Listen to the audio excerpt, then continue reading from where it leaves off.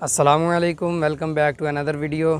तो सबसे पहले तो क्या हाल चाल है जी आपके? ठीक ठाक हैं, फिट फाट हैं और घर में सब खैरियत है। तो आज जो है एक बहुत ही ज़बरदस्त वैरायटी को हम शिफ्ट करेंगे। उसके ऊपर फ्लावरिंग भी स्टार्ट है, वो भी आपको दिखाता हूँ। फूल खिल भी गए हैं और उम्मीद है इंशाल्लाह बहुत जल्द उसके ऊपर फ्रूट भी बन जाएगा। वैरायटी है जी रेड सेंटर लाइम और फिंगर लाइम। पिछले साल भी इसके बहुत सारे प्लांट सेल किए हमने और इस साल भी, लेकिन अभी तक किसी ने भी आपको फ्लावर्स और इसका फ्रूट नहीं दिखाया होगा। तो इंशाल्लाह अभी जो है आपको फ्लावर्स भी दिखाएंगे और बहुत जल्द इसका फ्रूट भी दिखाएंगे अगर अल्लाह ने चाहा तो। इसका जो फ्रूट है उसकी पिक्चर आपको स्क्रीन पर शेयर कर दूंगा। बाकी दोनों वैरायटीज़ का डिटेल से बात करते हैं और इसको शिफ्ट भी करते हैं और इसके फ्लावर्स भी आपको दिखाता हूँ। लेकिन इससे पहले अभी तक सब्सक्राइब नहीं किया तो ठोको सब्सक्राइब और फिर वीडियो को देखना है। अगर वीडियो अच्छी लगे तो लाइक भी ठोकना है और शेयर भी करना है। तो लें जी, यही है वो चीज़ जो आपको मैं दिखाना चाह रहा था, जिसको आज हम शिफ्ट करेंगे। नहीं नहीं, पीछे मत देखो पीछे, इसको देखो ना, ये चीज़ देखो, ये देख लें जी माशाल्लाह। ये 2 प्लांट्स हैं मेरे पास और ये देख लें पॉलीथीन बैग में लगे हैं। एक पेंसिल जितनी मोटी शाख है, ये देख लें, पेंसिल से भी बारीक है। ये दूसरा प्लांट है और इसके ऊपर भी देख लें, इनके जो पत्ते हैं वो सेम ही होते हैं तकरीबन। तो पहचान नहीं हो पाती कि फिंगर लाइम कौन सा है, रेड सेंटर लाइम कौन सा है। तो इनमें से एक जो है रेड सेंटर लाइम है और एक फिंगर लाइम है। दोनों के ऊपर फ्लावरिंग स्टार्ट है, आपके सामने है और फ्लावर्स खिल भी रहे हैं, ये देख लें। लेकिन कुछ गिर चुके हैं खिलने के बाद, क्योंकि इतनी स्पेस नहीं है और दूसरे नंबर पे इनको एनर्जी भी यहाँ से नहीं मिल रही होगी। ज़मीन में शिफ्ट करेंगे यहाँ पर और एक दूसरी साइड में है, ये देख लें। इतना फासला मैंने रखा है, यहाँ से ये बड़े दरख्त आ जाएंगे जो कि दोपहर की लाइट को कंट्रोल कर लेंगे, सनलाइट को। यहाँ से इनको सनलाइट मिलेगी सुबह के टाइम की। तो ये जनाब चीज़ आपको पहले किसी ने भी नहीं दिखाई होगी। रेड सेंटर लाइम और फिंगर लाइम के प्लांट्स तो बहुत लोगों ने सेल किए होंगे और बहुत महंगे भी किए होंगे। हम 1200 में सेल करते हैं, आवाम 2000, 2500, 4000 तक भी सेल करती है। लेकिन ये चीज़ आपको कहीं से भी नहीं दिखने को मिलेगी। फ्लावरिंग पर हैं प्लांट्स अल्हम्दुलिल्लाह, ये देख लें जी। और ये हमारे एक बहुत ही अज़ीज़ दोस्त हैं, बहुत ही प्यार वाले, वेरी नाइस पर्सन। तो उन्होंने ये एज़ आ गिफ्ट भेजे हैं हमें, सेल के लिए नहीं है, ये गिफ्ट भेजे हैं कि हम अपने गार्डन में लगाएं इसको और लोगों को दिखाएं। तो अभी जो है यहाँ पे शिफ्टिंग करेंगे।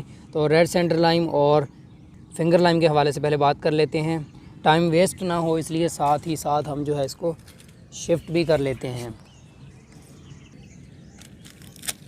तो जो रेड सेंटर लाइम और फिंगर लाइम में फ़र्क है, रेड सेंटर लाइम इसलिए बोलते हैं कि इसका जो है ना, ये लेमन की तरह होगा, छोटा साइज़ में, जो आम लेमन होता है हमारे इधर। लेकिन इसका जो है बाहर से छिलका वो भी रेड होगा, अंदर से इसका जो पल्प है वो भी रेड होगा और जूस भी रेड होगा। ये सारा रेड है, इस वजह से रेड सेंटर लाइम बोलते हैं। और छोटे छोटे पत्ते हैं इसके, बहुत ज़्यादा तादाद में फ़्लावर्स लगते हैं। ये तो अभी बहुत कम हैं, इतने पत्ते नहीं होते जितने फ़्लावर्स हैं। फ़्लावर्स ही नज़र आते हैं, ना ही पत्ते ना शाखें। उसके बाद जब फ्रूट लगेगा वो भी इसी तादाद में लगता है। पिक्चर्स वगैरह मैं शेयर कर दूँगा। और बात करें जी फिंगर लाइम पर, तो फिंगर लाइम जो है लाइम ही की किस्म है, लेकिन उसके जो अंदर से है ना पल्प निकलेगा, वो सख्त दाने होंगे उसके अंदर, यानी कि जूस नहीं बनेगा। जिस तरह अनार के दाने होते हैं ना सख्त, वैसे निकलेगा, सख्त होगा काफ़ी। जब आप उसको दबाएंगे, जिस तरह लेमन को दबाते हैं जूस निकालने के लिए, वैसे उसको दबाएंगे तो उसका जो है दबाने पर जूस नहीं निकलेगा, बल्कि हार्ड पल्प बाहर आ जाएगा अनार के दानों की तरह। तो उसको इस्तेमाल किया जाता है सैलेड वगैरह में।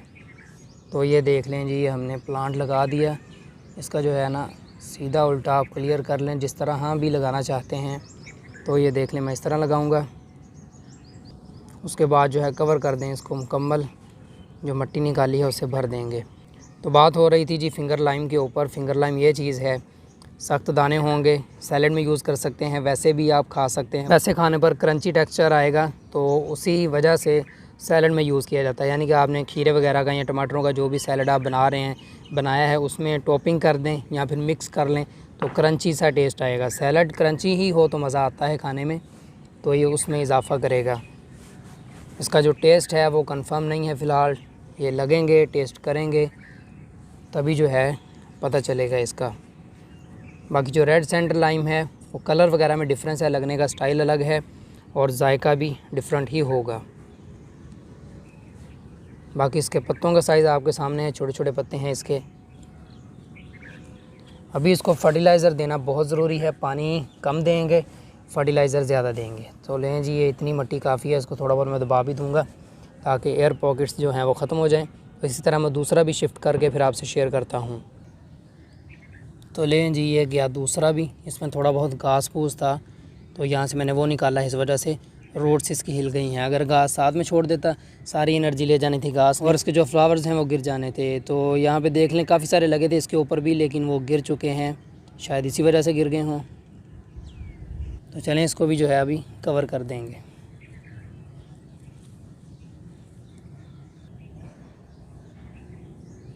तो लें जी, ये भी लग गया।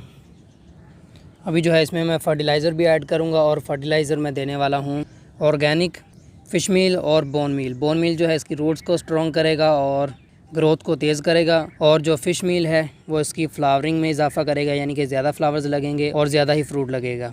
तो ये ऑर्गेनिक मैं फ़र्टिलाइज़र ऐड करूँगा इसमें। उसके बाद थोड़ा बहुत पानी देंगे, एक मरतबा तो भर के ही देंगे क्योंकि इसको न्यूली शिफ्ट किया है हमने। तो लें जी, ये लग गया एक और वहाँ पे लग गया दूसरा। तो वैराइटीज़ का तभी पता चलेगा कि फिंगर लाइम कौन सा है, रेड सेंटर लाइम कौन सा है, जब इसके ऊपर फ्रूट लगेगा। असल में इनके जो फ्लावर्स हैं उसमें भी कुछ ख़ास फ़र्क है नहीं, जिसकी वजह से हम पहचान सकें कि कौन सी वैरायटी है। तो ये तभी कंफर्म होगा जब इसके ऊपर फ्रूट बन जाएगा। खैर अभी इस साल बने या ना बने ये तो चांस पे होगी बात, क्योंकि इसकी रूट्स इतनी ज़्यादा बड़ी नहीं है और ये लगा भी पॉलीथीन बैग में था, ज़मीन में अभी शिफ्ट किया है।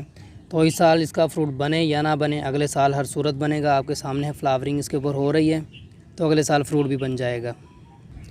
तो अभी इसको फर्टिलाइज़र दे के पानी दे के मैं छोड़ दूँगा। अगली अपडेट आपको मिलेगी दूसरे पार्ट में। वीडियो अच्छी लगी हो तो लाइक कर दें, शेयर कर दें और चैनल को सब्सक्राइब कर लें।